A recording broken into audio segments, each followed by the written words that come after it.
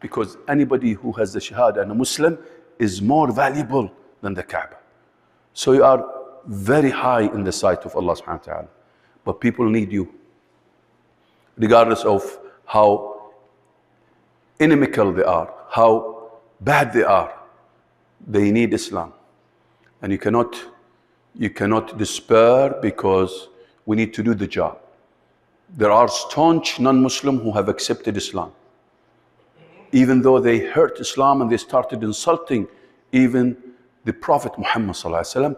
And subhanallah, Allah subhanahu wa ta'ala turned their heart and showed His miracle in them accepting Islam and leading even people to Islam. Hundreds in Holland, in Denmark, in many countries. Anybody who will fight the truth, believe me, Allah subhanahu wa ta'ala will yamkuru bihim.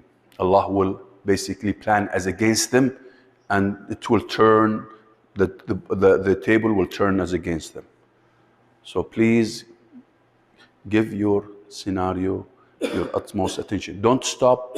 Close your eyes. Continue. I will stop talking and continue doing your scenario, please.